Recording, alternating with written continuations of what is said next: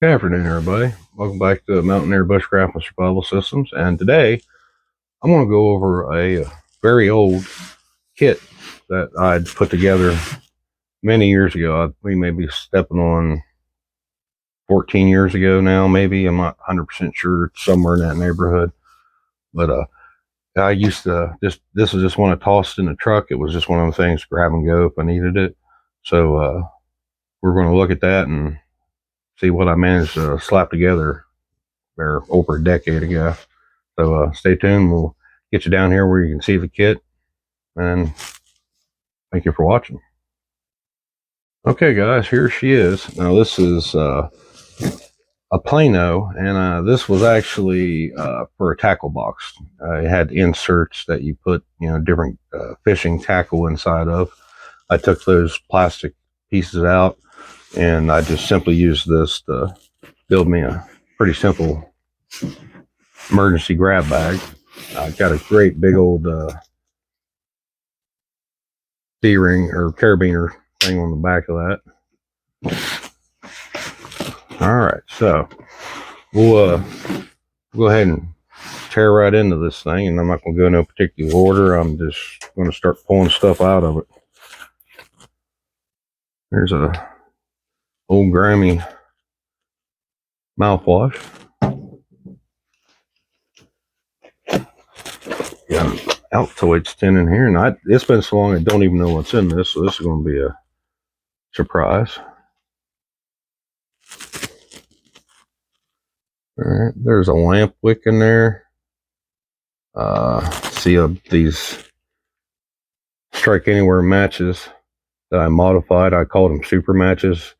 I wrapped cotton balls around them and dipped the whole thing in wax. And no, it doesn't hurt the heads. You can just slightly rub the wax coating off the head of the Strike Anywhere match and they still work. I tested them out. But we got a few of those in there. Looks like I've got some kind of steel wire thing here, and I'm assuming that thing there unscrews. There it goes. I'm assuming I just had that because I thought it may be useful. It may have not had nothing initially in mind for it. Just, hey, that looks useful, so I threw it in there. Believe it or not, that came out of like a Dremel kit. It's pretty much a tiny sharpening stone, little honing stone. Oh, wow, that penny's really not aged well. Old penny.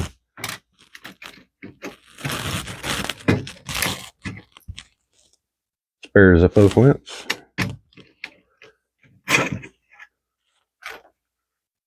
And it looks like I got some slivers of fat wood in there.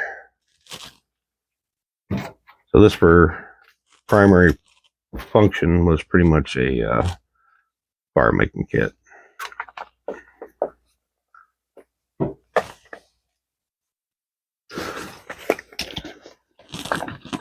We've got a lot of table space here, so I'm going to go ahead and just put these bad boys right back in. All right. Let's see. There's Zippo. Really old nail clippers.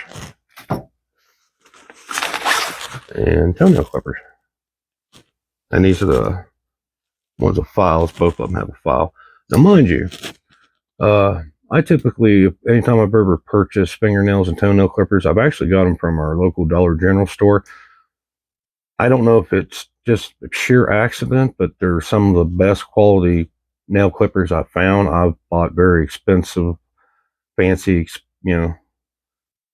ones before, and they do not cut very well. I actually bought one not too long ago that did not even cut at all. There is one item that I had up here in this top pouch that is no longer there. My mother-in-law had a filling that came out, and I had this little container that had this material in it that you could use for a temporary filling. And that's been a long time ago. I took that out of there, and I did not replace that because this kit here is, it's wouldn't even really say it's used because it's kind of gone to the wayside. I got better kits and everything now. Some sewing thread.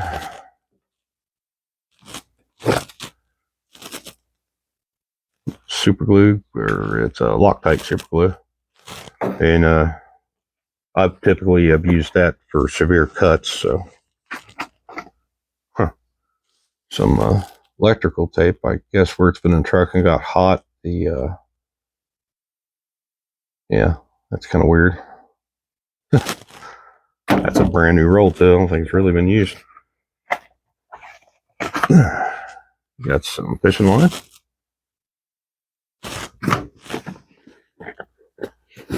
Whoop, come back here, pack.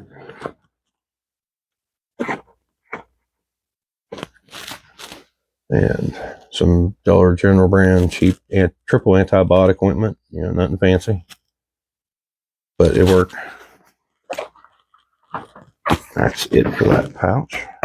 Like I said, this thing's pretty simplistic. I didn't get too technical or fancy with it when I put it together.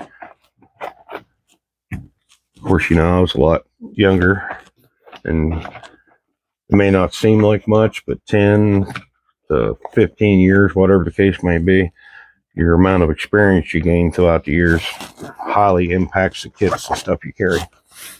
So, and then there are definitely probably some oversights in here. There was stuff I should have had and I knew better I didn't add. You know, I'm sure there's plenty of that in here.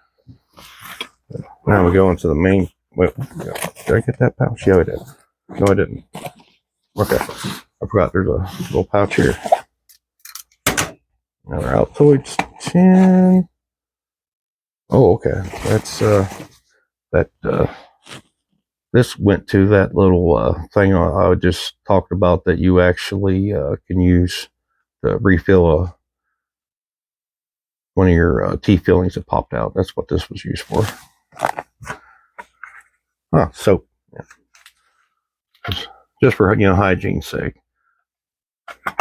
That's one thing I think I may go over, do a video over, because I think it's highly underrated for, you know, it's any of your average prepper videos. Most of them don't focus on hygiene items and, you know, bug out and survival and stuff like that. It's kind of glossed over if it's ever even mentioned at all. Okay, there's a kind of a funky smell coming out of there. Whew. She's been in there a while. Oh wow, that used to be clear if I remember right. It's turned color. This is a kind of like one of them all-in-one deals. Uses a bath wash, hair wash, and it also relieves itch and pain from things like poison, sumac, ivy, oak, that sort of thing. I don't get reactions from it, but I've added in that kit just in case I'm with someone that did. So usually you'll see me, if anything, like a poison ivy wipe or something like it's not. I'm not carrying it for myself, or to the point where I'll use it on myself. That way, if I have to touch something or somebody else, that those oils don't get transferred onto someone who could have a reaction to it, because that stuff's actually quite hard to get rid of. It is an old, I know I definitely got this at Walmart, Eco Storm Match. Oh, so it had a piece of cotton there in the top. And I have used probably 3 out of that already since I bought it. I like these things. If you're going to do matches, and I'm not one of the survival bushcraft kind of guys that does poo-poo on matches, they are viable. You have to be very extra cautious with them. But, you know, especially starting out, if you're going to do matches, I recommend that's the way you go, because these things are fantastic. And it has a striking surface here, and inside has a extra, actually it looks like two extra striking surfaces in here. I'd recommend leaving them in there as much as possible. Even if you have to use it, put it back in that little plastic bag and then shove it back inside this container. It's got a nice rubber O-ring on there to seal it up. Pretty well waterproof.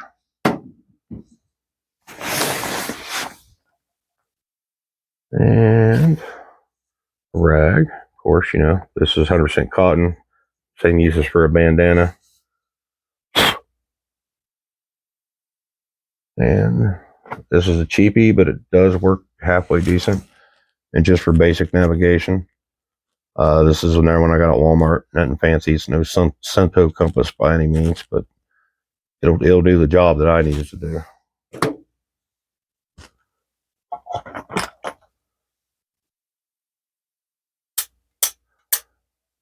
Now you can use these for obviously making teas, but also there's certain plants and stuff out there that you can steep and make some medicines with, and that is the primary reason that this little guy's in there. I do have some of the ones that are on chain. It has a little screen that comes apart and you clamp back together, but I found that it was pretty soft and it was easily bent, so that went this very hard stainless steel one.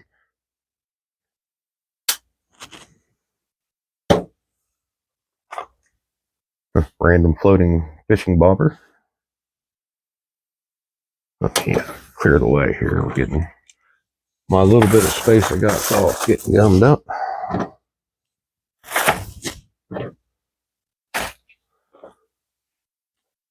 Spare neck knife. If I ain't mistaken, this might have been the first one of these Bolts Minimalist from CKRT that I ever bought.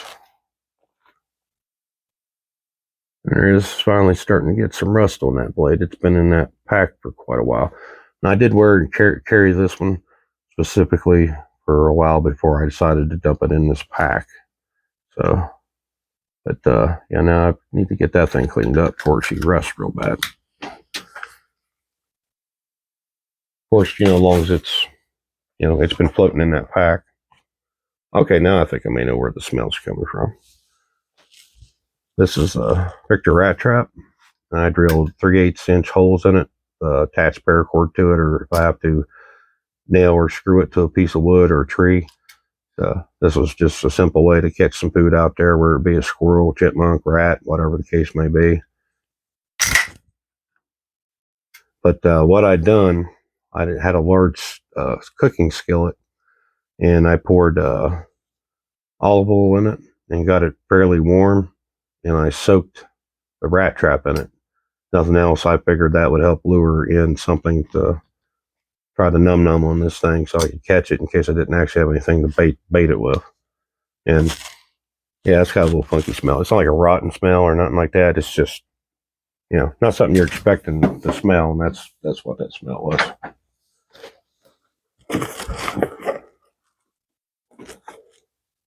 Here is a Hank of 1100 paracord. Now, I can't honestly tell you how long that is. I don't know for sure. I can only guess by the wad that it may be about 25 foot. I do believe what that is. I know I could have got more of the 550 in there, but I figured since I had such small space, and if I had to, I can pull the insides of that thing out. I went with the heavier duty one in case there was some kind of application I actually really did need far heavier duty line.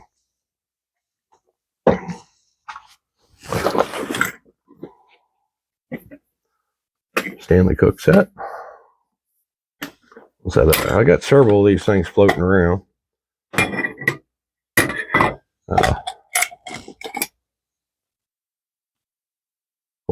I think I believe this is the P38, or it's not an actual. It's a knockoff version of a P38 can opener. Still works pretty good. And the 2 nesting cups. That's nothing in there. Now, when I put this kit together, I never bothered with the Ozark Trail cup to use for a nesting cup on this one. I just, you know, the thought never occurred to me at the time, but I needed something to boil water in, so that was that. And it looks like I got another match bolt. Appears to have some kind of a, almost looks like a ferrocerium rod glued into the bottom of it, but I wouldn't have much faith in that. Yeah, and these are pretty well just your basic cheap matches that you can pretty much buy anywhere. You can see a little plastic bag wedged in there. That's a striker in there for them. Yeah, I'm not going to try to pull all that out of there. We'll be here all day getting that. But yeah, never match fault.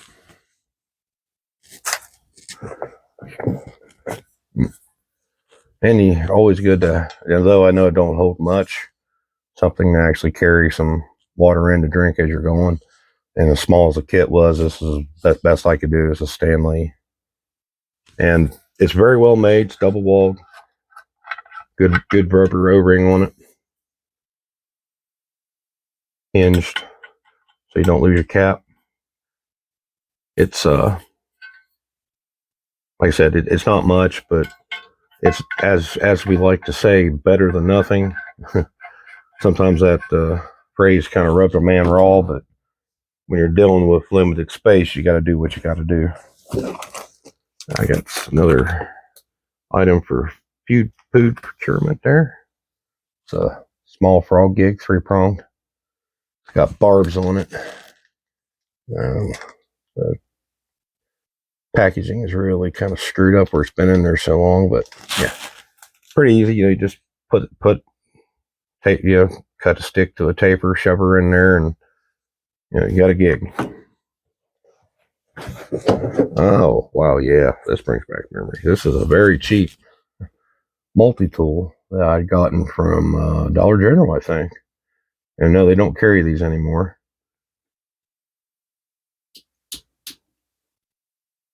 And you'd be surprised trying to make a wobble for the pliers don't even have that where they want to wobble a lot. The tools on it are pretty subpar. They're not great. I mean, they got it's the basic fare. That's a fish scaler there. It's not a saw.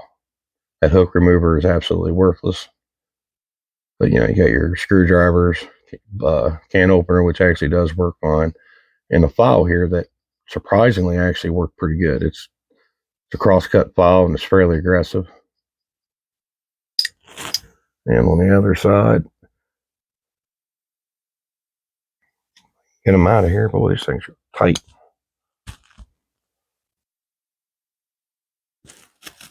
There we go. Main knife blade in there. That's got the bottle. Their screwdriver. I'll pop him down, get him out of the way so you can see the other one. Maybe I have to flip it around. Yeah, that's your cap lifter screwdriver. Now, this is kind of what they're considering an awl. It was so dull. I mean, it's got a chisel grind on it. I mean, the amount of steel I had to take off that to even get it to remotely work. And it still doesn't work great. It's a pretty crap design, but I actually managed to get this thing sharp enough to cut hair, and its edge retention is definitely not great, but it goes along the lines of I just more focused on the pliers, kind of thing. Just, it was something I could use, cut wire, manipulate wire, even use this for first aid if I had to, pull splinters out, sew myself up, hold the needle whip, It'll do the job that I needed it to do. Definitely not a Leatherman. Zip a lighter, and I guarantee you this bad boy's out of fluid. Yeah.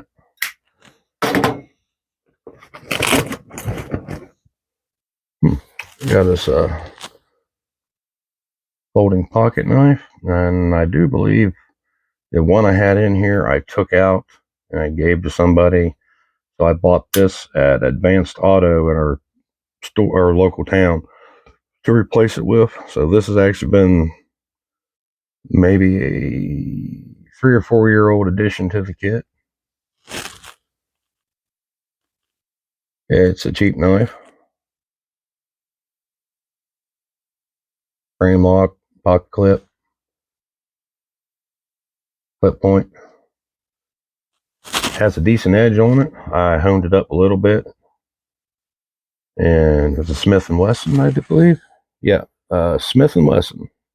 Extreme Ops. But it's got good weight to it. the handle material is there's a stainless steel inner liner. I think these may be aluminum scales, but you know, for as cheap as it was, it, like I said, it was sharp or sharpened. I made it a little sharper than what it was, but it held an edge pretty decent. You know, I whittled some wood with it, see how it should go. It was pretty cheap, so yeah, I threw it in the kit. Decent size knife to have outside of my EDC. You know, this is just kind of a backup to a backup to a backup. Magnesium and ferro rod, little striker. This was probably going to be the primary,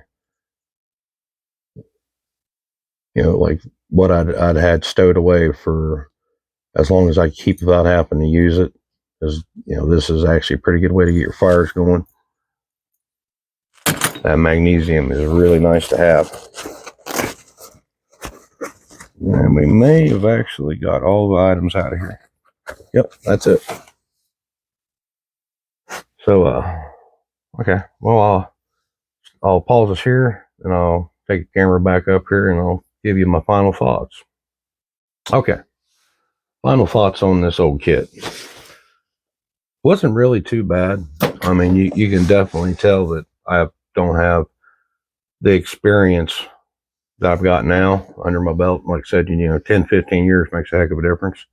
I made some compromises in quality of gear, but you know, I've never been a wealthy individual, so I've always had to go with what I could afford and rely on skills to support that cheaper gear. So all things considered,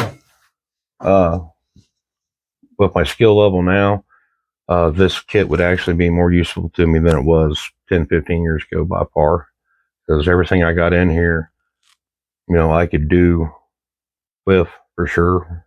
Plus with my experience and skill sets, I can definitely make this kit work far better. So that's been actually kind of fun. It's you know, it's been in the back of a pickup truck for, like I said, a decade plus. So I thought it'd be fun if to break it open and kind of see where my mindset was that far back. So hope you all enjoyed the video. Please share, like, subscribe, help build this channel up. We're approaching 200 subscribers, which is awesome. Thank you all very much for subscribing. So, y'all have a very good afternoon. I appreciate you very much.